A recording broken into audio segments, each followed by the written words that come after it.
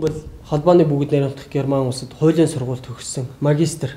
Монголдоо бол хуульчдын сонгон шалгуулалтанд орж өмгөөлөх хэрэг авсан өмгөөлөгч Батүшиг гэдэг хүн байгаа юм. Санаа. За Батаа тэгэхээр сая манай төвчөн дээр хятад иргэнтэй холбоотой 30,000 $1000 томоохон хэрнээ эдрэтийн хэрэг шүүхээр дамжиж орж ирлээ. Энэ материал нь материалтай танилцчих. За төмн ах нь итгэмтгий хайхрамжгүй загаас олж бөөр шөнд орох гээд байна. Төмн чийл тусалж үз. Тэгэхээр та над хэрэг явдлын тухай чухам яг юу болсон талаар үнэн зөвөр нь ярих хэрэгтэй. Уг нь анх ийм л явдал болсон юм л да.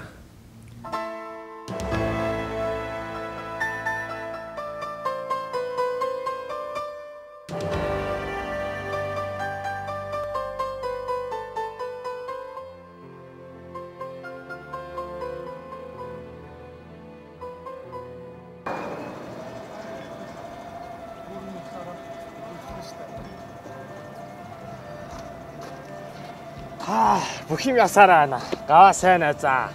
Чи бид хоёр 8-1 сайн түншөөд шүү. Би чиний $30,000 шилжүүлсэн. За. За их баярлалаа.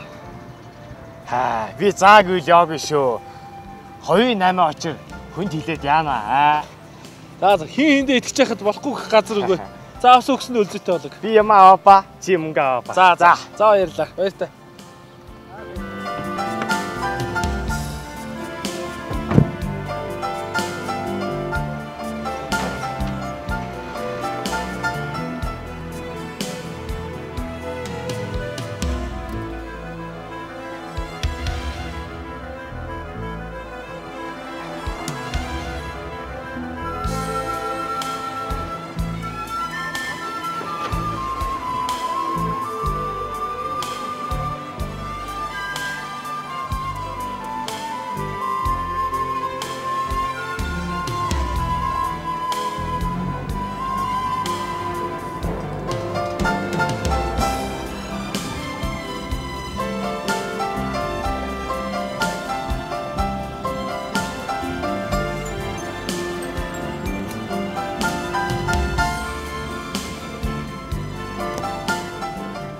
Цэцгээ ажил сайн, арга ирсэн. Сайн. Би байна шүү. Хөнгөн цагаанд ачуулаад урагшаа явуулцаа. Чич бүр гэлзүүлж ах шиг. Тэр яах вэ? Харин одоо дараагийн ажил хэрэгтэй байна. Чи мэн туслана үстэй. Шовгорл мэднэ шүү дээ. Тэр билээ. Шүүх цагтаа хуулийн газар танил тал байна уу? Байж таараа. Байна.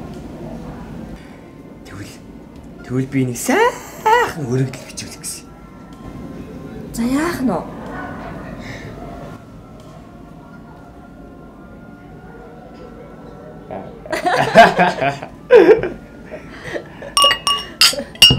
За.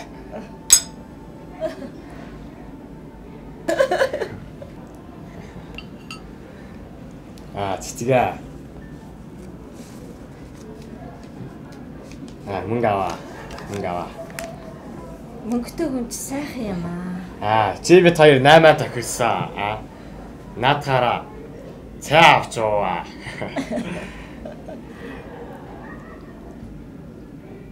Уг нь ингээл анх бүх зүйл тохиролцсон ясаар явагдаж би ч хөнгөн цагаан ачуулсан. Тэр чи миний муданс руу мөнгөө шилжүүлсэн. Ингээл бүх зүйл өнгөрсөн. Харин төгсгөлд нь мань хүн намайг шүүхэд өгсөн байгаа юм да. Ах нь хэлэх үг болтухгүй.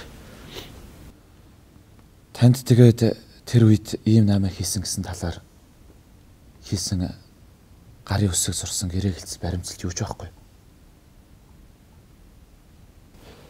Ахт нь одоо хооминаас авсан банкны шилжүүлсэн баримт өөр юу ч байхгүй. Хувь хүмүүсийн хоорондын 8 гэсэн болохоор л ах нь болно л гэсэн. Тэгээ ч гэсэн тэр хүний хөөдөж магадгүй гэж бодоод ах нь дуугаал өнгөрсөн. Энд ч олон тонн хөнгөн цагаан шүү дээ. Тэгээ чи урд нь би зөндөө монголчуудтай хятадтай 8 хийж явсан юм ерөөсөө болж байгааг байхгүй. Тэгэхээр танд бол зөвхөн мөнгө авсан гэсэн баримт байна. Харин хятад иргэн ухаамын тантай гэрээ байгуулаагүй байдлаа ашиглаж танд мөнгө өгсөн. Харин хөнгөн цагаанаа бүрэн гүц тоёсоор нь аваагүй гэсэн байдлаар шүүхт хандаж нэг бол $30,000 эсвэл хөнгөн цагаанаа нэмж авна гэсэн байгаа юм байна шүү дээ. Үгүй харин мөн хятадд чи юм ухаа санаатай гэдгийг би яаж юм төвт. Одоо яадаг юм блэ? Бүр хятад хэл дээр гэрээ хийгээд ирсэн байгаа юм даа наад. Бид хоёр тэр үед гэрээ мэрээ хийсэн ч биш. Тэр гэрээн дээр миний гарын үсгийг хүртэл дөөрөөгөө бичсэн байгаа юм даа. Хамгийн гол нь энэ хятад тантай гэрээ байгуулаагүй байдлаа ашиглаж байгаа юм байна шүү дээ. Тэгэхээр энэ бүхнийг л хуурамчаар зохиосон гэдгийг л гаргаж ирэх хэрэгтэй байгаа юм байна да. Ингээд тэр гэрээ орчуулах хаана вэ? Шүүхтэр байгаа.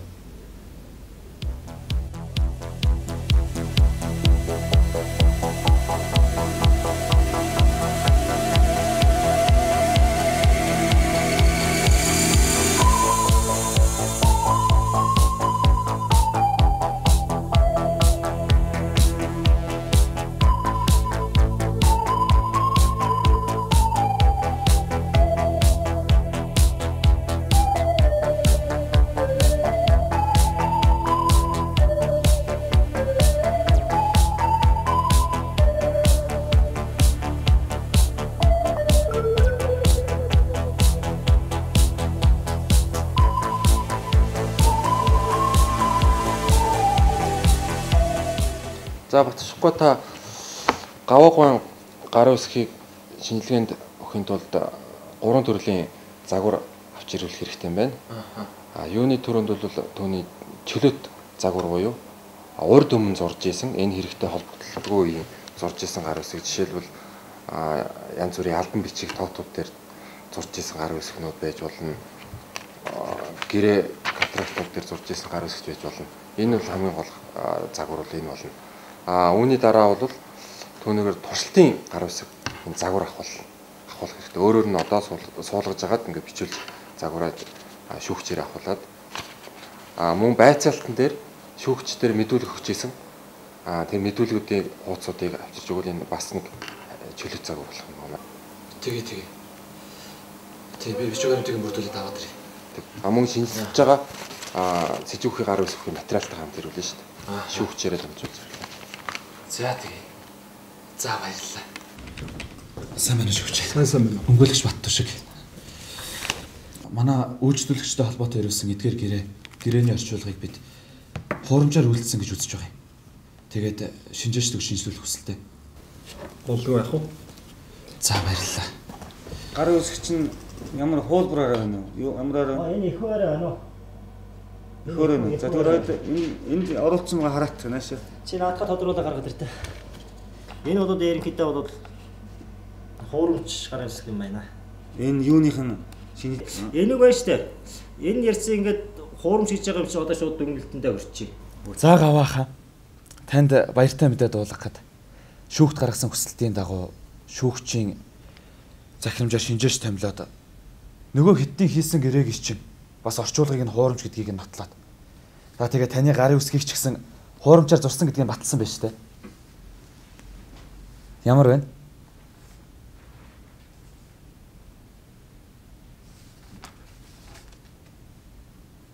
За тэр дээ. Тэгэлгүй явах. Аргагүй хуурамч байсан юм чи. Үнэн гэдэг чинь эндээ хүн.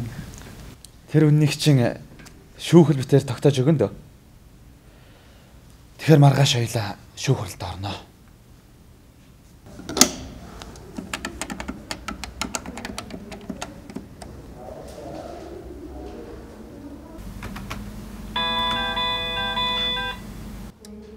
Байна уу?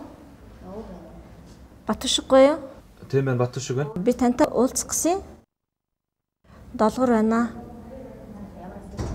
Хувийн чухал асуудлаар уулзмаар байна. Та манай өмгөөлөгчтэй холбоон дээр хүрээд ирэхгүй юу? Та өнөө орой завтай юу? Баянгол ресторанд дуулцъя. Та юу яриад байна? манайх 9-өөс 18 цаг хүртэл ажилладаг юм. Та ажлын цагаар манай албан дээр хурж ирээд уулзчихгүй. Байна уу? Байна уу?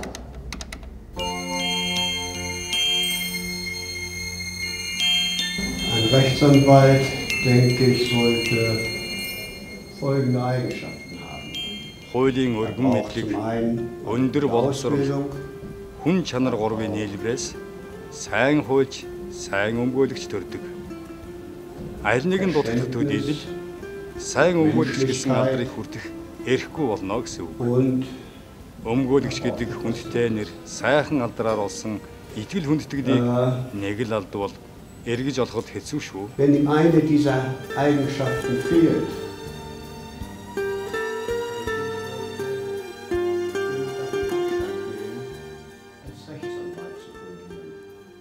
Оюутнууд та нар ирээдүйд хуульч мэргэжлэр ажиллах тул хэн нэгний дарамт шахалтанд өртөлгүй. Хээл хахуйл авилгалаас ангид байж шудраг ёс хууль зүйгээ дээдлэн ажиллаж сургуулийнхаа нэр төрийг өндөр төргөж явахыг багш нь та нараас хүсэж байна.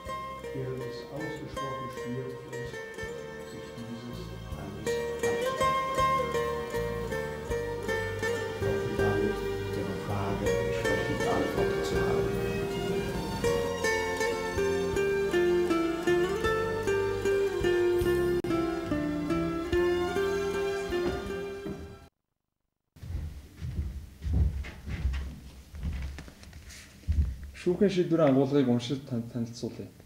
Бүгд найрамдах Федералд улсын иргэн Хуан Минаас нэхэмжлэлтэй нотлох баримт болгон бүрдүүлсэн иргэн гаваатай байгуулсан гих хөнгөн цагаан худалдаа авах тухай хятад хэл дээр гүйлдсэн гэрээ болон түүний орчуулга.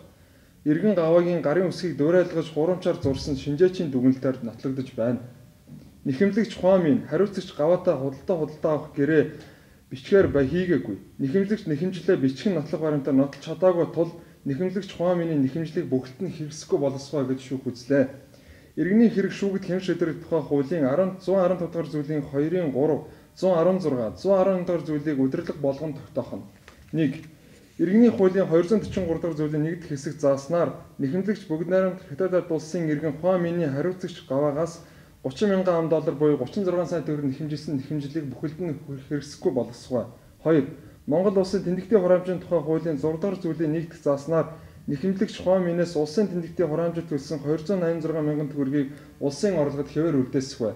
3. Шийдвэрийг уншиж сонсгосноор хүчин төгөлдөр болох бөгөөд зохигч эс зөвшөөрвөл дав заалдах журмаа 14 хоногийн дотор хяналтын гомдлоо 30 хоногийн дотор тус тус гаргах хэрэгтэй. Шүүх хурлын хаанстыг мэдэгдээ. За Батам өмгөөлөгчийн ажлыг чинь анхны гараа амжилттай болсон баяр хүргэе. За баярлалаа. Зүгээр.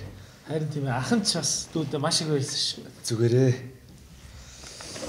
Та энэ хэдтаа анхнаасаа гэрээгээ байгуулсан бол иймэрхүү юм болохгүй байсан шүү дээ. Дараа иймэрхүү асуудал гарах юм бол хуулийн дагуу гэрээ байгуулж байгаарай. Ахын сайн болгосоо.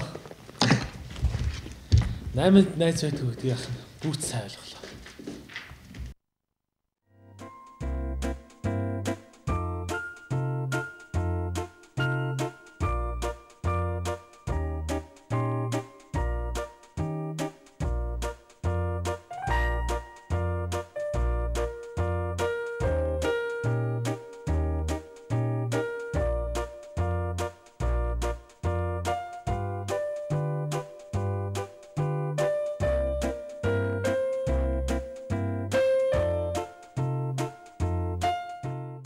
Санхүүжүүлэгч байгууллагууд Германы техникийн хамтын ажиллагааны нийгэмлэгийн хуульчдын сургалт ба давтан сургалт төсөл Америк нэгдсэн улсын олон улсын хөгжлийн агентлаг шүүх эрхэм мэдлийн шинтгэлийн хөтөлбөр Дэлхийн банкны шүүх эрх зүйн шинжилэлт төсөл